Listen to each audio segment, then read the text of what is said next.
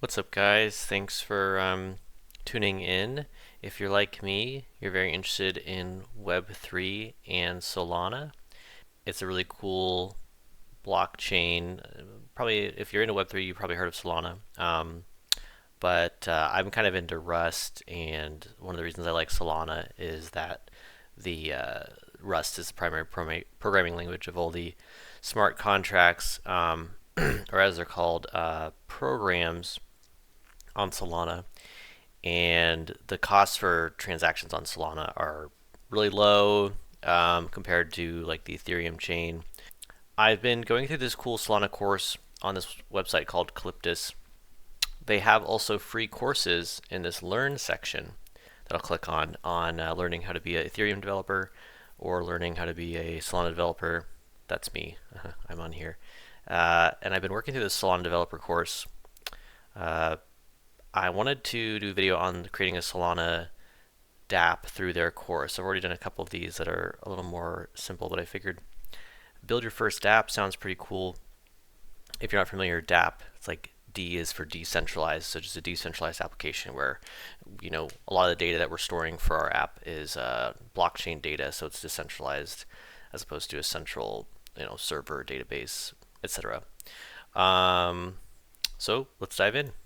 I'm just going to go through the course with you guys because I think it's going to be, their course has been pretty cool so far. And generally pretty tight. Okay, project checklist. Are you familiar with blockchain technology? Yep. Solana is great for builders. Yep. No, it's not. I got my local environment. First time building with Anchor. It is not. I have a blank repo. Two different ways. A lot of times with this, they say you can either fork it or build your own. Steps for step 2 are outlined in the tutorial. So you go along and either approach is valid. Yep. So we're going to just build our own. I've got an empty repo here that we can use, Solana Learning DApp, and I will share that repo in the description. Also wanted to say, guys, before I get started, this Calyptus site's really cool for finding Web3 jobs. I will share a link to that as well, my referral link in the description. So if you want to join the site, you can. Okay, for Windows users, install WSL. Check. I got Rust, I got Cargo, I got Solana, I got Anchor. Make sure the versions of your tools are correct. Ooh. Alright, so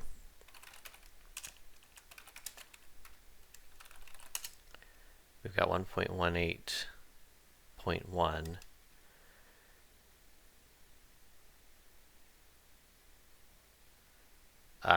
Okay.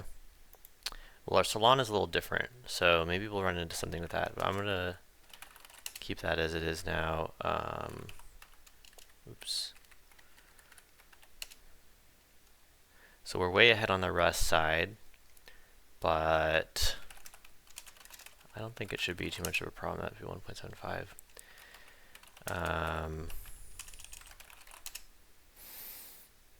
And we're a little bit ahead on Anchor. So we're ranging from moderately ahead to a little bit ahead, but I think we'll be okay. If you're stuck in an error, specifically try. Yeah. Okay. Let's start by running the command below. Anchor init to-do list app. Is this going to create like a folder inside? I bet it is. So right now we're doing some npm stuff. It looks like we're doing some node stuff. Yeah, initialized a git repo too. Wow. All right. You'll find this project gets created. Okay. Let's take a look under here. We got a lot of stuff. They're looking at that lib.rs file. So we'll pull that up. It's got some kind of random address here.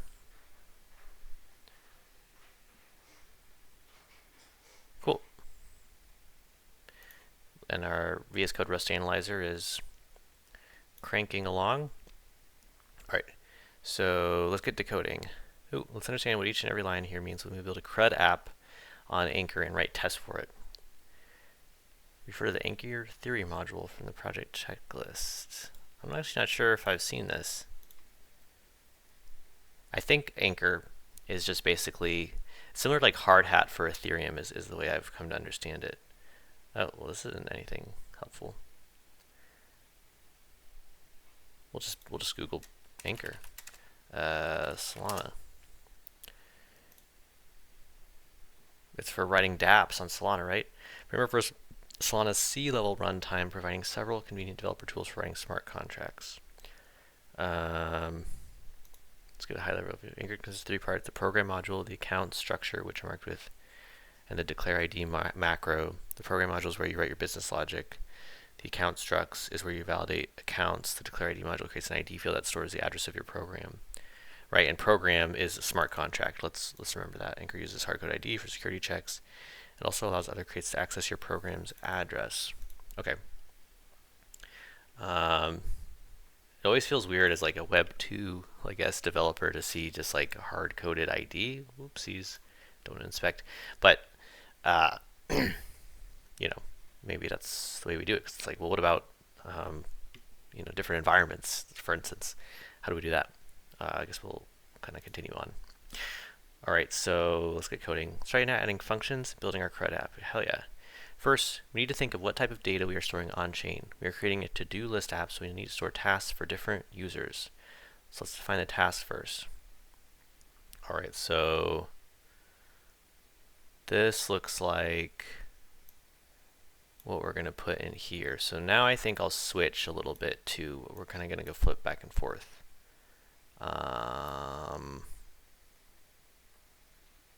You know what? I'm going to hack this. Oops. Oh yeah, maybe let's just try that. Let's keep this on a mobile version. Bear with me.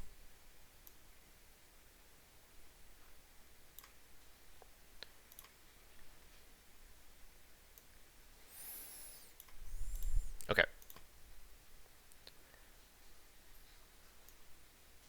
Yeah, there we go. Get rid of that stupid thing. Okay, clip this. I guess the tablet dimensions aren't ready. All right, here we are. So let's define the task first. Now, they open to librs, so I'm going to put this struct in here. This is a structure we created for the tutorial. You can customize as per your needs as well. Rust procedural macro used to define accounts within a program. It is a fundamental part of Anchor's programming module for creating and managing accounts on the Solana blockchain. When you define a data structure with the account attribute, it implements certain traits to the structure, which helps in serializing and deserializing the structure as a Solana account and helps with the owner discriminator checks. Most importantly, the account attribute sets the owner of the data to the ID, the one we created earlier with declare ID. Okay, so this owns the data of the crate account is used in. The account type can then check for you that the account info passed into your instruction has its owner field set to the correct program. You can read more about accounts here. More on discriminators explained later. We define some variables in the structure which are self-explanatory. Let's get to the next step. Okay, that's a lot of info. Deciding the size of our accounts. The task will be an account, since everything on Solana is an account. I think programs are like accounts as well. So it's an account where users will create multiple tasks to define what will be the size of the account. As we know, storing data on-chain takes fees. That's right. If you're new to blockchain in this, anytime we store data on a blockchain, it's it's kind of more of it's not our own thing, right? We're not paying for our own database to host it. We're using a decentralized. I'm hesitant to call it public. It's not really public, but we got to pay fees to that network. Now, if you haven't heard of rent, here's your brief. Oh, we're going to talk about some more. Someone has to pay to store data on-chain, and the rent is proportional to the size of the account. The rent is paid in Sol. That's the Solana currency. Okay. some information about rent exempt. It's worth mentioning that if you have the flexibility to increase the size of your account in the future, allowing for storage expansion of up to 10 megabytes. Oh, you do have that flexibility. This feature provides scalability and adaptability for your needs. If you ever choose to delete the account, you will receive the rent exempted funds back. Nice. Fun tip, if you have any spammy NFTs lying in your wallet, you can burn them to get some soul. Okay. How to calculate rent for some random value of bytes. Run a local validator by putting it in the command. So, I don't know what this is going to get us. But we're going to get the same value, I assume. 44, okay. Because I think we're on like, we're on the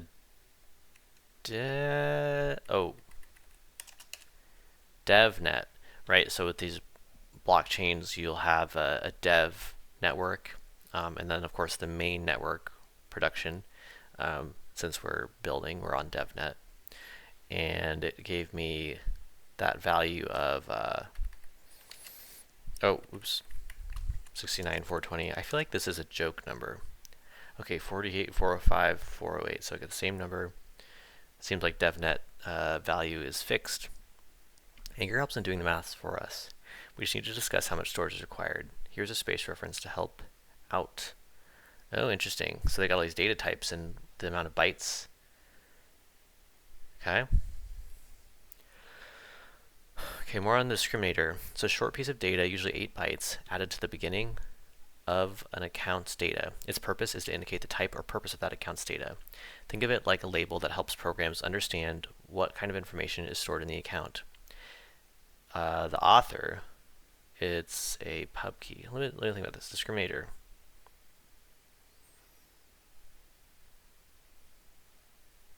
Okay, so basically, it's basically just an overall label of the type of data in the account. So it gives us info. It'd be cool to see examples. Discriminator is 8. I wonder what that would mean. Author, it's a pub key, 32 bytes. So the author, I guess it could be like the address, is done. For strings, 4 bytes are for the prefix, and then the rest for the characters. In dynamic Rust types such as strings and vectors, we are required to add 4 additional bytes as a prefix, which is used to store the length of the data.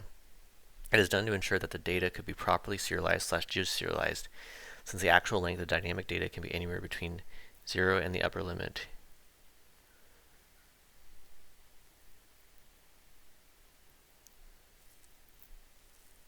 Okay. Since it's a little more dynamic, we have to add the 4 additional bytes. It can be 0 in the upper limit, right? It's dynamic. So check the space reference for other things like an option, an enum. I think these get pretty complicated. But a float 32, float 64, pretty straightforward. 4 bytes, 8 bytes. All right.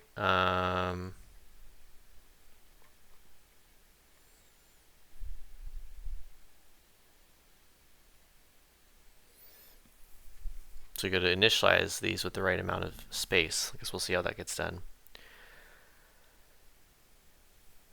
Okay.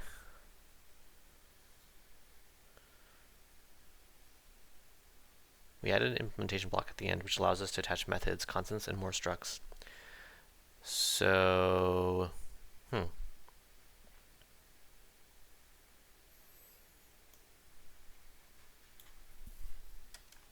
we'll just add this into this file.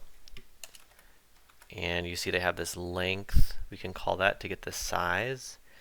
We want to add these other constants here so that compiler is happy and everything makes sense. So then, we get the length. We'll add all of these things together. It's interesting.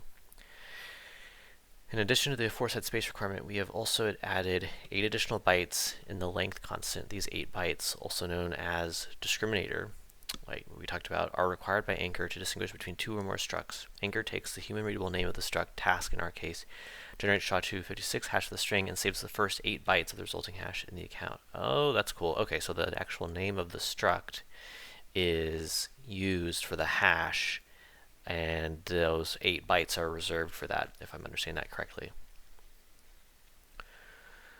Finally, some functions. Programs in Solana are stateless, thus we need to provide all the necessary context before sending any instruction to the program. As we define the structure for the data we are storing, we will define a struct. We will add the context and list all the accounts necessary for the instruction to do its job. Okay, pub struct initialize. So we've got that here. This is the derive accounts created when we initialize the project. Let's change it to adding task. Okay, some of these instructions, interesting. Okay, so we'll type that out, go by what it's saying, and then we'll just populate all of this. I don't know if we'll have some things to import. So now this is unhappy. All right, now it's happy again. So we have the context of adding a task here for this function. Adding task has the task, which is an account with the task. Everything's an account. Keep that in mind. It has the author, so who is, I guess, probably adding the task. And then system program. I guess we'll break these down. Okay, so this is procedural macro right here, the derive, provided by the Anchor framework. It automatically generates the necessary code to handle the accounts for the specified program instruction. It simplifies and automates the process of managing accounts in Solana smart contracts. Okay, so that just helps, does some heavy lifting. This is a Rust lifetime. Yeah, so this, if you're not too familiar with Rust, and I am really a beginner in some ways, lifetime is something related to the memory of data in Rust, and so a lot of times we're passing in a generic value. You could name this, I think you could name this anything, right? Yeah, so we could just change that to A, and we're happy as well. Ooh, we're not that happy. Let's check that out. Undeclared lifetime info.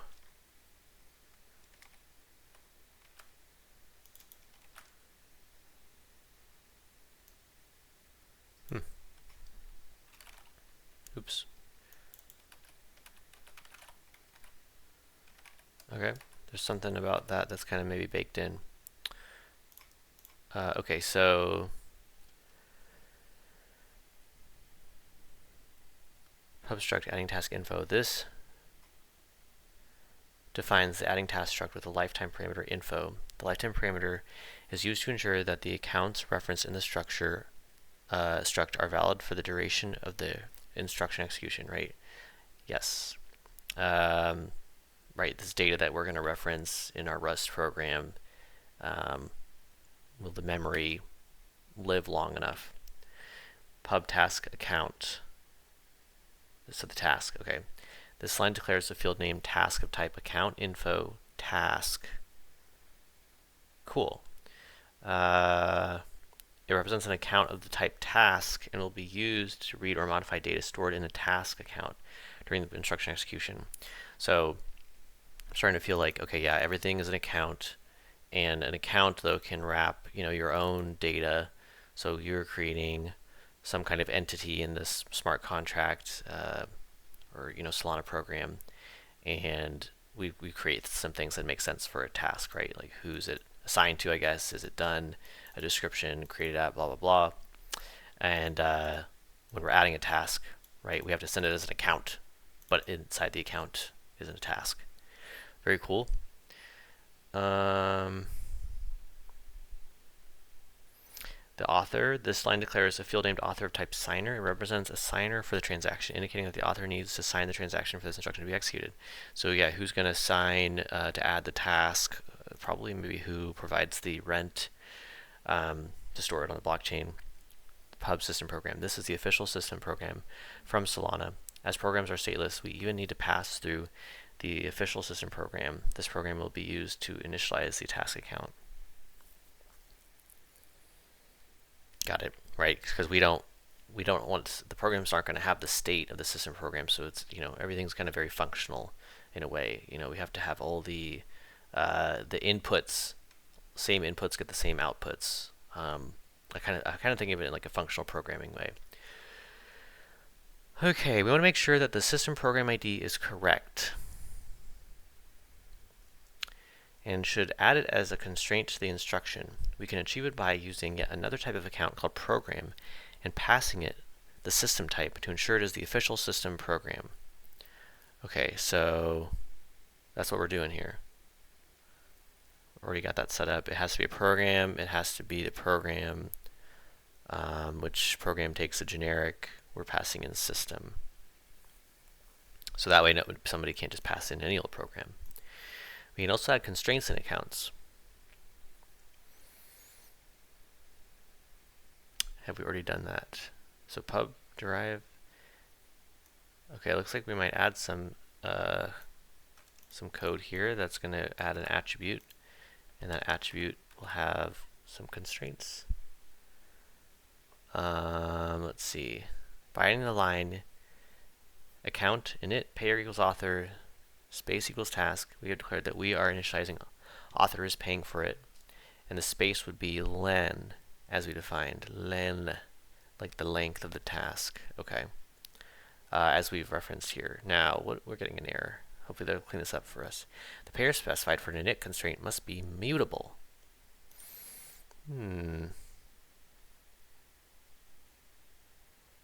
Maybe they'll hopefully clean that up for us. Like, oh, great. They already knew. It throws an error because the author parameter should be mutable, as well as we will be changing the balance of the account of the author when he pays. You can read more about the types of constraints which are available here. We are done with constraints, so let's implement the logic. We are writing all of the code in the lib file. Okay. Let's do that. Looks like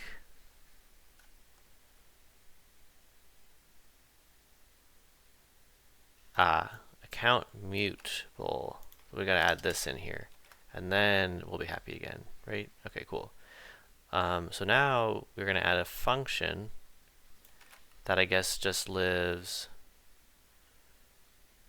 in here, not on any struct. Text too long. Well, that'll be interesting. Let's see. What kind of error codes can we get? And we just throw a different one, since it's like, is there a text thing? Required, validated. Invalid program ID. Just something really generic. Or maybe like something about the text. This is making it hard. We'll just say, where is this text from?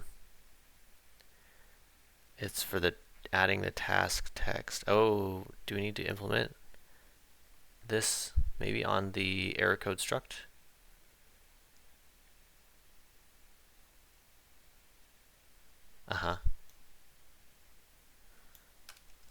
Just drop this in. Text too long to string. Or is it going to complain because it's not a oh.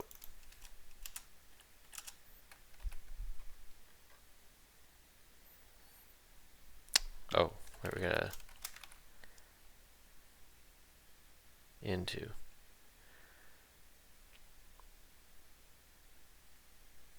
Okay. They're gonna break down these lines here, so let's do that. It's a key part of the list app on Solana, and it allows users to add new tasks to their list. The function takes two important inputs. The context contains essential information about the program's execution context. including accounts, program IDs, and more. In this case, it holds references to the accounts involved in the transaction, such as the task being added and the author's account. That makes sense.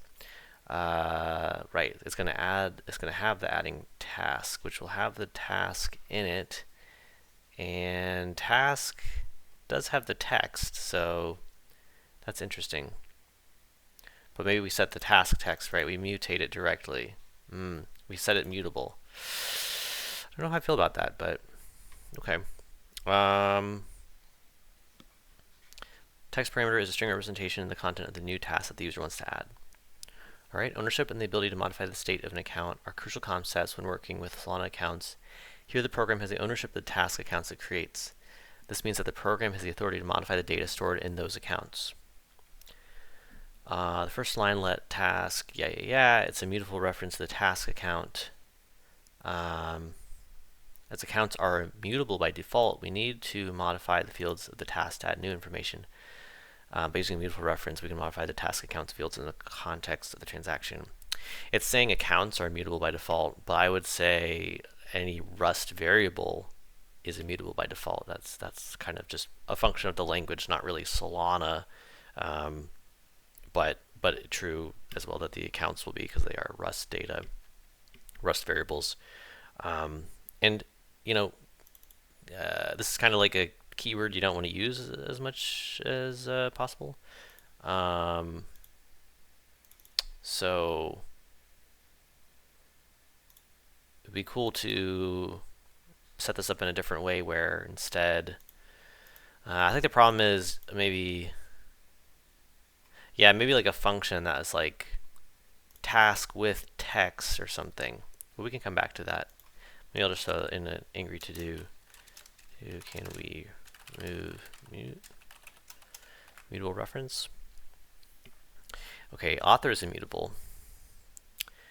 So it's right, it's the person who's adding the new task. It's the signer is another way to think of it. Author is the signer. We need the public key of the author and associate with the task being created.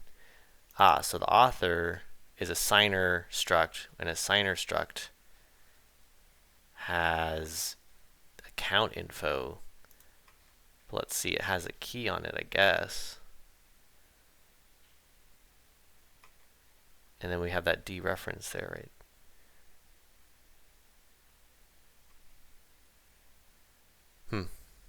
Okay. Cool. When we get the key, that's a pub key. Okay, nice. Because when we use dereference, perhaps we're accessing what's inside the signer struct here. That's the author. So fetching the current timestamp, we do clock get unwrap. Okay, that's cool. Clock service keeps track of time on the blockchain. This is a Solana thing, the clock. Okay, and we are pulling that in, I guess, from just everything on Anchor, maybe. Not entirely sure.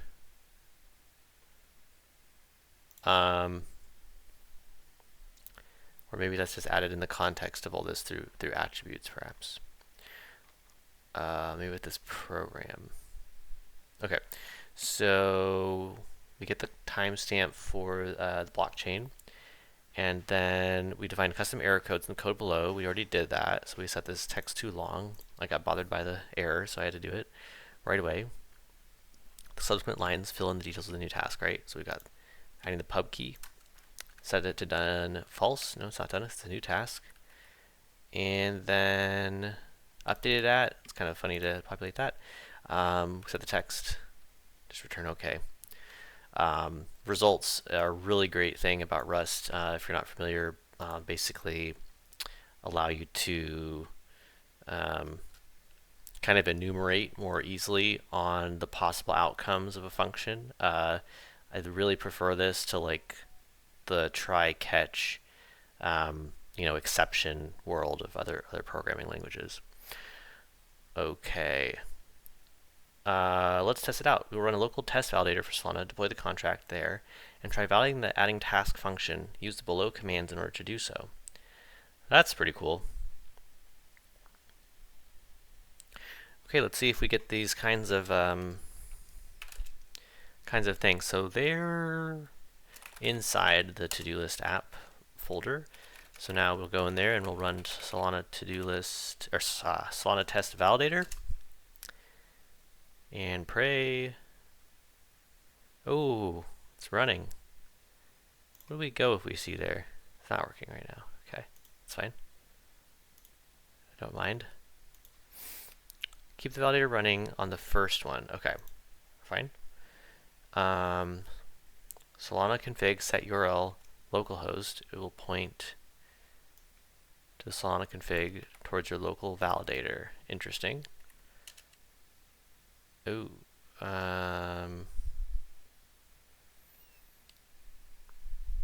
Well, that maybe is from the different version here. See if we can use help. Because if you guys remember, I'm running a different version of Solana.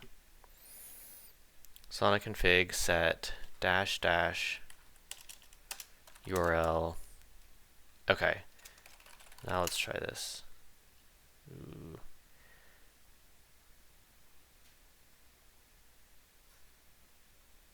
Oh, okay.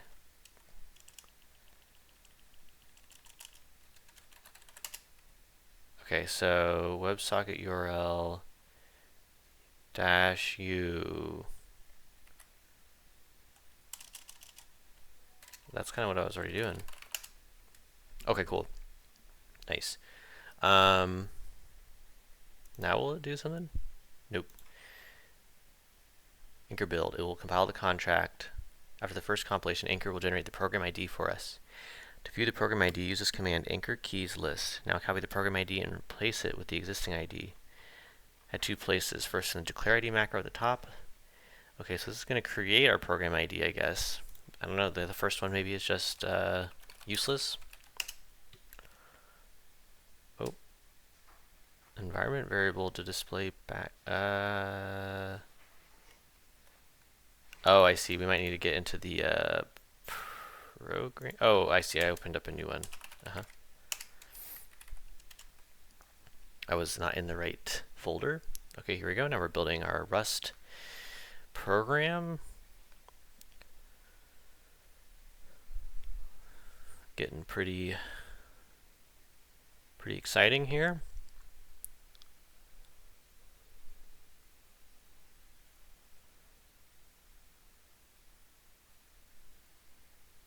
But it can take a bit. Okay, everybody, it finished building. Now we will run anchor keys list. Okay, we've got the address for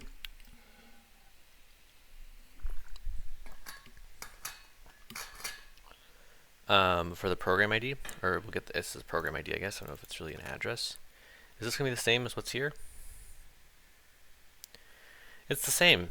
So what's the heck? What the heck's the deal? We don't need to replace anything, according to this. Let's go over to Anchor. Same there. Anchor deploy. All right. Well, we'll assume everything's fine. Okay. Anchor deploy. It's deploying to localhost. A lot of things are happening. My computer the fan is very active right now. Let's check if it's running. Ooh, we can't run a git on that, but at least we've got some server kind of doing something for us. Cool. It should look something like this once deployed successfully. Yes, deployed success. Now let's head towards writing some unit tests. Nothing's more fun than writing unit tests, right? I actually like writing unit tests. I mean, I think when I was more junior dev, I didn't, but I kind of like them now. You know, I feel like when you have enough emergencies and the production outages and under your belt, and you felt the anxiety of that over time, you like writing unit tests. Okay, so we're going into the to-do list app.ts. Oh, mine's spelled differently. Under tests, yep. So I guess I'll just copy all this, and then let's take a look at what we're looking at, and maybe we can understand. Okay, well, for one, we have a build error. I like that. Or compiler error. But configure the client to use a local cluster. Okay. Let's check that we can create a task. That's our adding task doodad right there. So maybe that's part of it, right? Is like types for the TypeScript side aren't seemingly generated. So we make sure that that's good. Oh, and I'm missing a thing down here. So we created a task. So we make sure that the author, who we are right now, running this test, is the same as who has created the account for the task. That's what I'm kind of gathering here. And we also, I'll say we've repeated you are awesome. Maybe I would create a variable for that. Okay.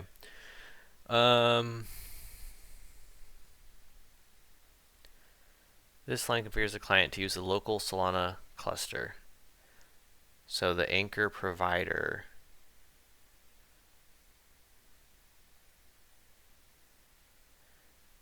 .env. Oh, since we've set anchor, I think since we've set Solana to use localhost, maybe that's how that works. Okay, which should look like this: provider cluster localnet. Right, let's take a look at our anchor.toml. Cluster is localnet. We've got me and the config here, so that's sweet deal. If you change the cluster to devnet, the command anchor test will be performed on devnet. This line, okay, constant program, anchor workspace, to-do list app is programmed. This line, ooh, that one's a little rough. Initializes the program variable with the Solana project object defined in the to-do list app workspace. The as program is a type assertion to specify the type of the program. Right.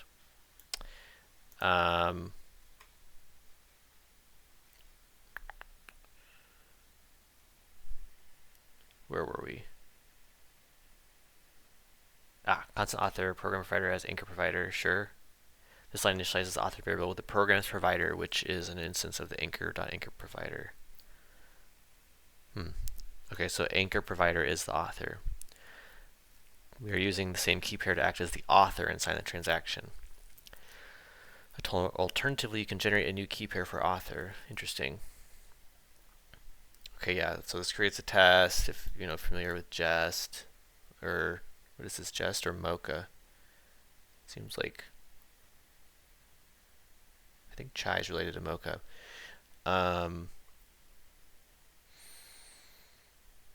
Yep, we add the you are awesome. It's asynchronous since it interacts with the blockchain, right? It's a network call. Accounts. Where is that? Oh.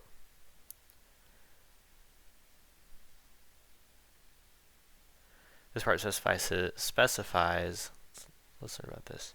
Specifies the accounts involved in the transaction. In this case, the task account is used as an argument to the adding task function.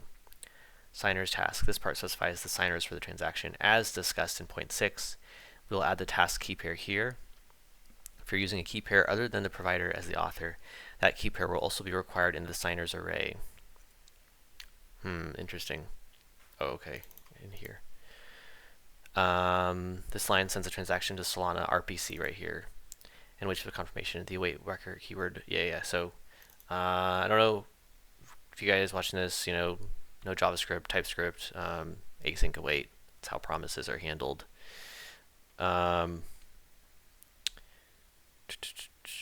Console.log your transaction signature. It's useful for debugging and tracing transactions on the blockchain. I'm sure it is. Await task fetch task public key. Interesting. This line fetches the task account created during the transaction by using the task public key, task.public key. So the task that we are using here to create the task which I don't know, is that the right name for this, or should it be like task key pair? So we set the task key pair public key. I assume that this will have maybe a public and private on it. Console.log your task. So now we know we were able to successfully grab the task, and we assert that that task is equal. Okay, the author is the author of the program. Okay, the program provider, right? The author equals the program provider, and the text matches. Now let's run anchor test to test it. Now since I have an issue, hey presto, it works. Since I have an issue, I'm a little dubious that this is going to work. Anchor test. Oh, your configured RPC port 8899 is already in use. Well, yeah. Should I shut this down? I don't know. WebSocket error. Okay. Okay, yeah, see, we've got a little bit of a TypeScript issue here. So I'm pretty sure I didn't miss something. And I feel like I ran into something with this during a previous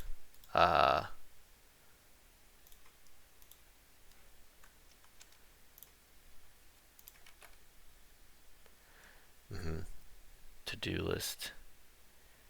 Maybe instead of initialize, we could have, did we change that to adding task? Task author system program. Let's try that out. Let's see how fancy this is. Adding task, you are awesome.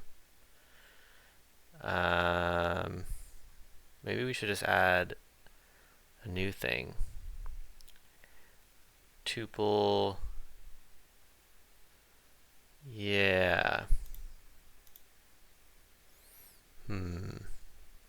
Args. Let's just say args is like that. I'm not honestly familiar with this conversion of this JSON in TypeScript.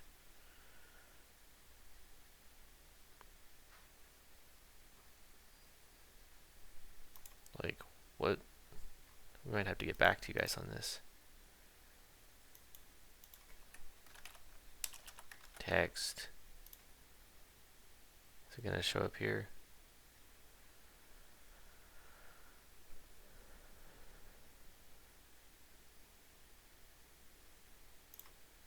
Oh, right. Like, let's string.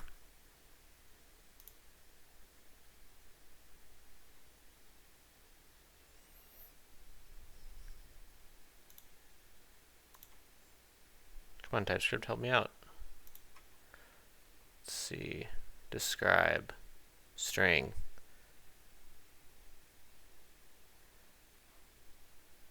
You are awesome is not assignable to type string.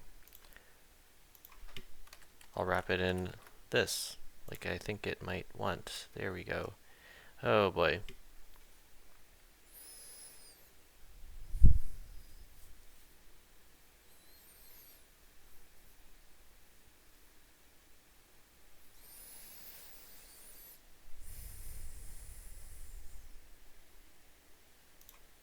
Oh. I'm good at TypeScript. Let's see here.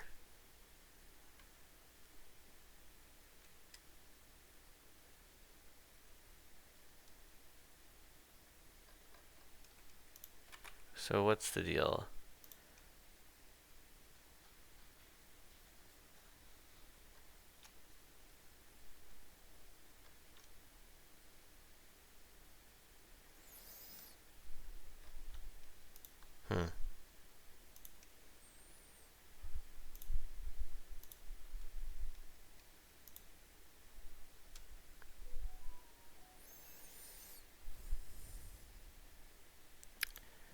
IDL1, let's look at these constraints.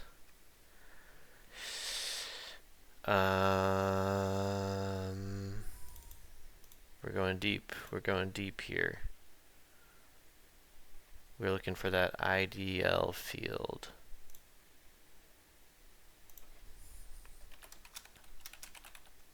Okay. Name type. Docs. Huh. Definitely something missing here from this part of the tutorial, and I will be probably talking about it in the Discord for Calyptus. See if people have ran into this as well, but let's see here. Can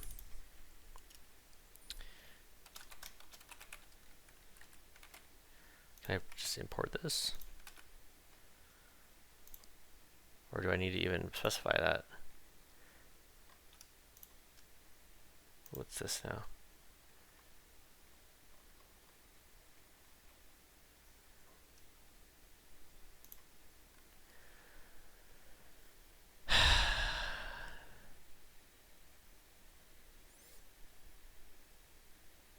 So what's the issue? The initialize is not assignable to type adding task. To-do list app. What's the difference between these two? Do I need both of these? And here initialize. It's like a double, right? Do I need these two? Export type. Oh, okay, I see. This is like a constant. Alright. And how does that get us? So no errors. Let's just run this again. Nope. Doesn't like something.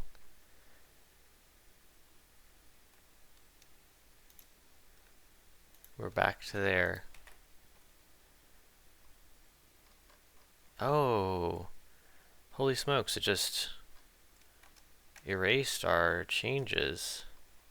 Okay. Intermission. And we're back from our little snafu.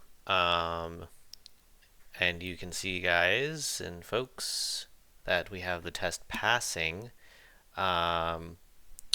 with our little transaction and the task. How do we log that? I think in the TypeScript said here, right? Your transaction signature, your task. That's so beautiful. So I figured it out. What it was is, you know, I'd run Anchor test, and you might recall I was making adjustments in here to this thing and not really knowing what I was doing to try to get the compiler happy. And it turned out that whenever in an Anchor test, this would like my changes would get overwritten. So this is like an auto-generated type by Anchor, which is cool. But what it turned out was I needed to do is, you might remember when we added this function, it was called adding task, and I actually just placed it at the root level of the file. And what I needed to do was place it inside the to-do list app module. That's what got picked up by Anchor, maybe using the program attribute. Attribute defines the module containing all instruction handlers defining all entries into a Solana program. So yeah, that makes sense because that's what we're trying to call with our program methods. So we've got that now. So that's working. So now we'll go back to the course and see where we're at. Let's see now. And I might go back to the old format I had everything in.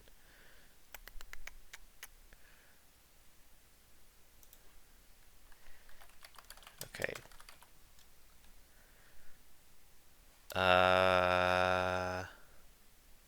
Is this where we were at?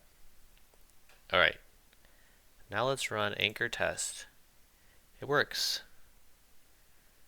Solana test validator reset. Okay, so let's do this now. Let's throw this into this. Grab this. Solana testnet validator. Paste that into here. It'll wipe out all locally deployed contracts. That's fine. Let's try updating and deleting. Okay, cool. So now they've got an updating task function for us to use and add that to our methods on the program. Something's unhappy. All right, updating task, that doesn't exist. We need a struct for that, which they've got. So that's, and it's also an account, or using that account's attribute. Now we're happy once we've added the struct. We will also add the deleting task. Let's look at updating task real quick before we do that. So we just say if it is done. That's all that we can do with this. We are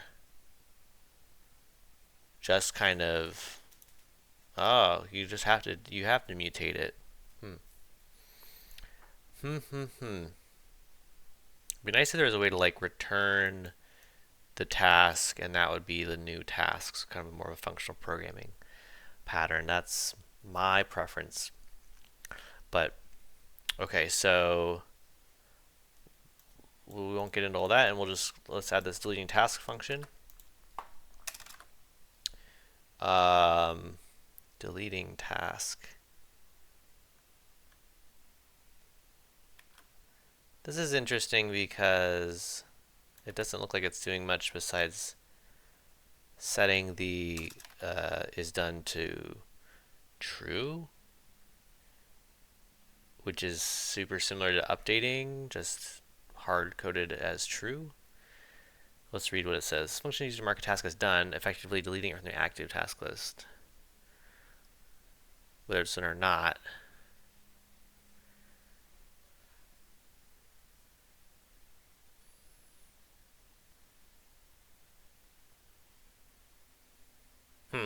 Okay. I don't know. I'm not sure how necessary I feel like that is. But we got that function in there. So that's good. Okay. That looks like the DApp, but we've just ran the test. We haven't really seen a UI, and maybe that's okay, because it's saying we're done. Alright folks, well, since we're at the end of the tutorial here, and I realize that the purpose of this isn't really we're not going to see a front end, we're not building a front end. I suppose that's a whole other can of worms that we don't want to get into that yet. But the point is to just build the, get the test to pass. So you're running it locally and you're getting these tests to pass, so you can see that the client-side JavaScript is able to access the blockchain-side Rust Solana programs. So that's pretty cool. Hey, don't forget to like and subscribe and hit the notification bell. And like I said, I'll be putting the GitHub link, also the link to Calyptus and the course in the description. And I'll see you guys next time for the next video on building Solana DApps. Peace.